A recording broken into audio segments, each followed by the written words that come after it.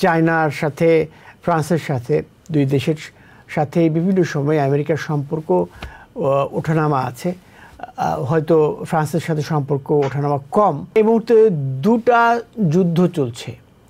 এই সব জায়গায় আমরা চায়নাকে বিভিন্ন সময় বড় দেশ, ক্ষমতাশালী দেশ, অর্থনৈতিকভাবে ক্ষমতাশালী দেশ হিসেবে চিনি।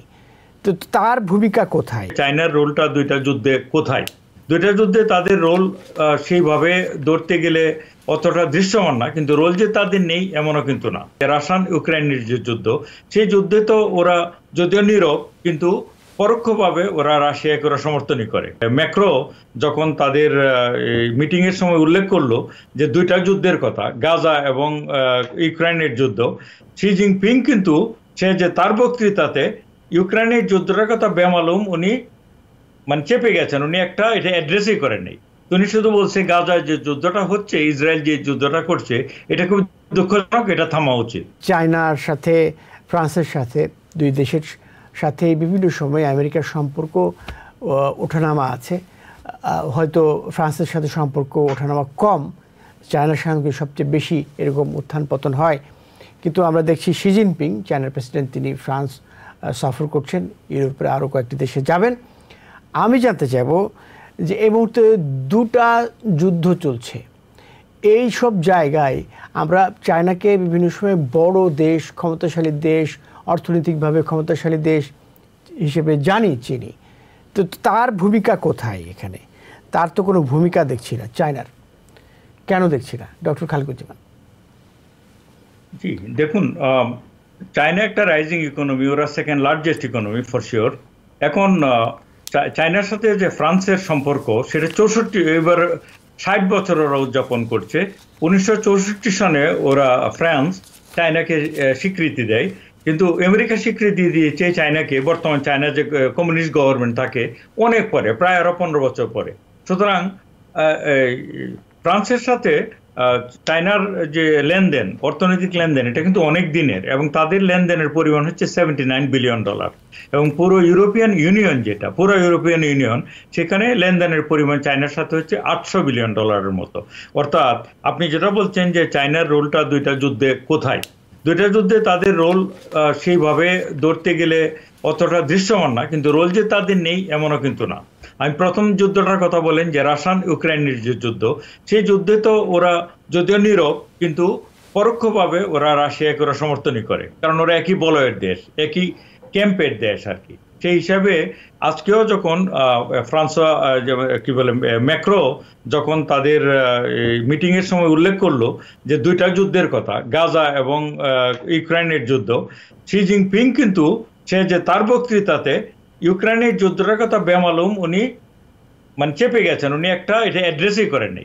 উনি শুধু বলছে গাজায় যে যুদ্ধটা হচ্ছে, ইসরায়েল যে যুদ্ধটা করছে, এটা খুব দুঃখজনক, এটা থামা উচিত। এটা হলো যে ইউক্রেনের যুদ্ধের ব্যাপারে চায়নার ভূমিকাটা স্পষ্ট। তারা রাশিয়ার মিত্র, রাশিয়াকে তারা সমর্থন করে যাচ্ছে। এমনকি এই যে ফ্রান্সের যে প্রেসিডেন্ট, উনি যে ইমানুয়েল ম্যাক্রো, উনিও কিন্তু কিছুদিন আগে চায়না গিয়েছিলেন। চায়নার থেকে এসে তিনি ঘোষণা করেছিলেন ইউরোপিয়ান ইউনিয়নের উচিত হবে না তাইওয়ানের ব্যাপারে নাক গলানো। তার জন্য কিন্তু তাকে অনেকটা, যেটাকে বলে, তাকে এক ধরনের পুরস্কার হিসেবে সে এতগুলি দেশ বাদ দিয়ে শি জিনপিং ফ্রান্সে সরকারি ইয়েতে আসলো। তার বাইরে আরো দুইটা দেশে সফর করবে। এই দুইটা দেশ হচ্ছে হাঙ্গেরি এবং হচ্ছে আপনার সার্বিয়া। এই দুটো দেশই হচ্ছে রাশিয়ান বলয়ের দেশ, হাঙ্গেরি এবং সার্বিয়া, যদিও ইউরোপিয়ান দেশ। তাহলে আপনি যেটা বললেন যে ইউক্রেনের যুদ্ধের ব্যাপারে ওরা দৃশ্যত অদৃশ্যত রাশিয়ারই পক্ষে। হ্যাঁ, এখানে ওদের অবস্থানটা স্পষ্ট। যে আরবান যে আর কি, এই যে হাঙ্গেরির যে প্রেসিডেন্ট আরবান, সে তো রাশিয়ানপন্থী, এবং এই যে সার্বিয়া হচ্ছে রাশিয়ানদের খুব ফেভারেবল দেশ। সেইখানে ওদের ভূমিকাটা স্পষ্ট। মিডল ইস্টের যে যুদ্ধটা, সেখানে কিন্তু ইরানের কি বলে চাইনিজদের কোনো ভূমিকা নেই এমন বলবো না, কারণ যতগুলি ইউএন এর রেজলিউশন হয়েছে সিকিউরিটি কাউন্সিলে, প্রত্যেকটাতে কিন্তু ওরা প্যালেস্টাইনের পক্ষে ভোট দিয়েছে। হ্যাঁ, সুতরাং ওরাও চায় যুদ্ধটা থামুক, ওরাও এই যুদ্ধটার বিপক্ষে, এবং ওরা সিকিউরিটি কাউন্সিলে শুধু আমেরিকার ভেটোর কারণে এই যুদ্ধবিরতিগুলি হয় না। চায়না, রাশিয়া সহ অন্যান্য দেশ সবাই কিন্তু আসলে এই যুদ্ধটার পক্ষে।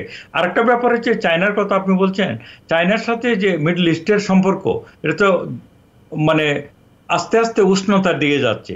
সৌদি আরবের কিন্তু এই যে ব্রিক্সে যোগ দিয়েছে, আপনারা জানেন ব্রিক্স তো মূলত হচ্ছে ব্রাজিল, রাশিয়া, ইন্ডিয়া, চায়নারই একটা বলয়। সেখানে সৌদি আরব সহ ইরান, তার ইজিপ্ট, ওরা যেতে চাচ্ছে। সুতরাং মিডল ইস্টে চায়নার ভূমিকা ভালো এবং ওরা বন্ধুবৎসল দেশ।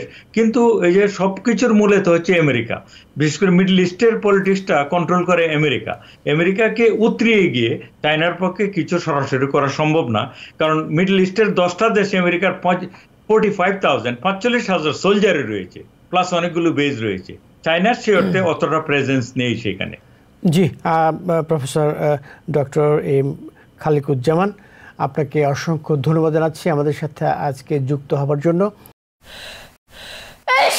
Because people sneeze.